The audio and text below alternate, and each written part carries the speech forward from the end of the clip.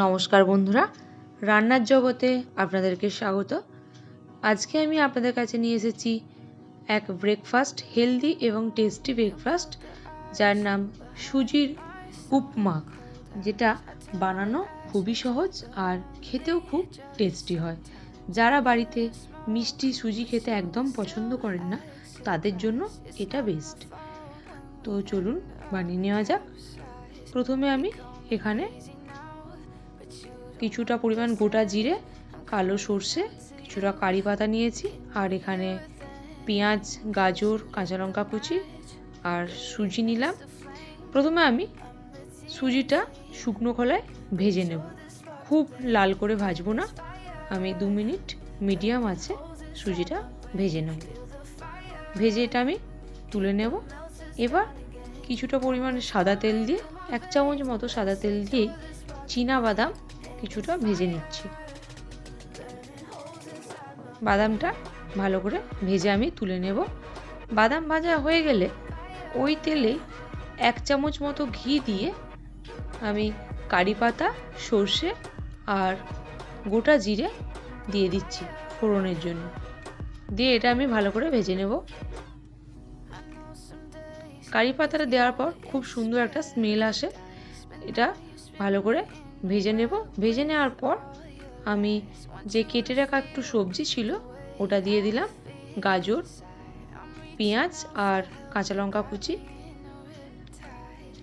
দিয়ে আমি পরিমাণ মতো লবণ দিয়ে ভালো করে এটা ভেজে নিচ্ছি। বন্ধুরা, এটা বাড়ির প্রত্যেকেই খেতে পারে। যদি বাচ্চাদের জন্য হয় সেক্ষেত্রে লঙ্কাটা স্কিপ করে দেবেন, তাহলেই হবে। আর এটা খেতে খুবই টেস্টিও হয়। এভাবে সবজিগুলো ভালো করে ভাজা হয়ে গেলে আমি দিয়ে দেব অল্প একটু হলুদ গুঁড়া আর একটু জিরে গুঁড়ো। এবার দিয়ে আমি সুজিটা ভালো করে মিশিয়ে নিচ্ছি। সুজিটা ভালো করে মিশিয়ে নিয়ে এবার আমি অল্প অল্প জল দেব। জলটা কিন্তু অবশ্যই গরম করে নেবেন। আর জলটার পরিমাণটা হচ্ছে যতটা পরিমাণে সুজি নেবেন তার দ্বিগুণ পরিমাণ জল দেবেন। আর অবশ্যই গরম জল দেবেন। অল্প অল্প জল দিয়ে আমি এটা ভালো করে মিশিয়ে নিচ্ছি। আর এই জলেই সুজিটা ভালো করে সুসিদ্ধও হয়ে যাবে। দেখুন বন্ধুরা, এই রকম যখন ঝরঝরে হয়ে যাবে তখন এটা আমি নামিয়ে নেব।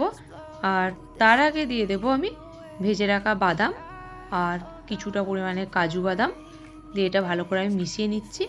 অবশ্যই লবণটা আপনারা টেস্ট করে নেবেন।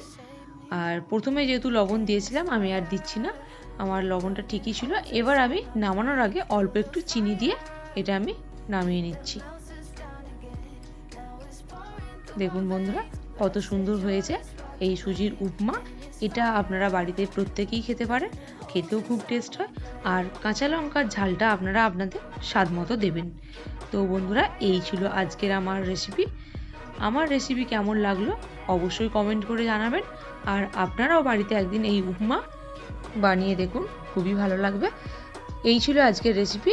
দেখা হচ্ছে আবারও কোনো নতুন রেসিপি নিয়ে। প্রত্যেকে ভালো থাকবেন, সুস্থ থাকবেন। ধন্যবাদ।